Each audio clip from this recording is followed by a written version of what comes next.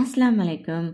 அவன் இல்லாம, எக் இல்லாம, மைதா இல்லாம, பட்டர் இல்லாம ஒரு சூப்பரான ரவா கேக் எப்படி பண்ணலாங்கிறத பார்த்துடலாம். ரொம்ப ஈஸியான ரெசிபி. கிறிஸ்மஸ்க்கு கண்டிப்பாக ட்ரை பண்ணி பாருங்கள். வாங்க வீடியோக்குள்ள போகலாம்.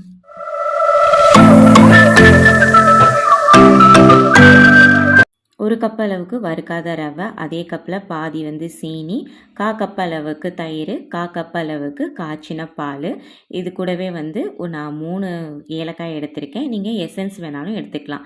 3 டேபிள் ஸ்பூன் அளவுக்கு எண்ணெய் சேர்த்து நல்லா மிக்சியில் அரைச்சி நல்லா ஃபைன் பேஸ்ட்டாக வச்சுக்கலாம். இதை அப்படியே ஒரு 10 நிமிஷம் ஊற விட்டுறலாம். ரொம்ப கெட்டியாக இருக்கும். 10 நிமிஷத்துக்கு அப்புறம் இதை நல்லா கலக்கி விட்டு இது கூடவே பேக்கிங் சோடா, பேக்கிங் பவுடர் ரெண்டுத்தையுமே சேர்த்து நல்லா கலக்கி விட்டுக்கலாம். ரொம்ப கெட்டியாக இருந்துச்சுன்னா லைட்டாக பால் இல்லைன்னா தயிர் கலந்துக்கோங்க.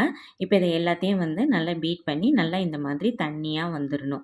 நெக்ஸ்ட்டு நான் இந்த டின்லாம் எடுத்திருக்கேன். நீங்கள் டின் இல்லைன்னா டேரெக்டாக நீங்கள் குக்கரில் கூட வச்சுக்கலாம். இப்போ குக்கரில் தான் நான் செய்ய போகிறதுனால குக்கர் உள்ளக்க கலவடை போட்டு இதை அப்படியே மூடி ஒரு 10 நிமிஷத்துக்கு அடுப்பில் ப்ரீ ஹீட் பண்ணிடலாம்.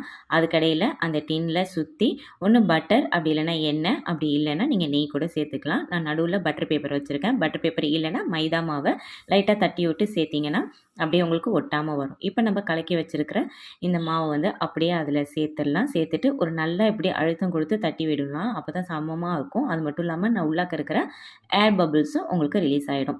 மேலே இது ஆப்ஷன் தான். நான் ஃப்ரூட்டி டிட்டி ஒரே ஒரு கலர் தான் இருந்துச்சு, ஸோ அதை நான் ஆட் பண்ணிக்கிட்டேன். இப்போ 10 நிமிஷத்துக்கு முன்னாடி ப்ரீ ஹீட் பண்ண குக்கரில் நம்ம இதை உள்ளாக்க வச்சுட்டு அப்படியே ஒரு லோ ஃப்ளேம்லேயே ஒரு 10 நிமிஷம் கழித்து இதை நம்ம எடுத்தோன்னா இந்த ஃப்ரூட்டி டூட்டியெல்லாம் உங்களுக்கு உள்ளாக்க போயிடும். இப்போ மேலே உங்களுக்கு ஆப்ஷனாக இருக்கிற எந்த நட்ஸ் வேணாலும் நீங்கள் மேலே சேர்த்துக்கோங்க. நம்ம இதை முன்னாடியே சேர்த்தோன்னா நல்லா உங்களுக்கு உள்ளாக்க இறங்கிடும். வெளியில் உங்களுக்கு நட்ஸ் தெரியாது.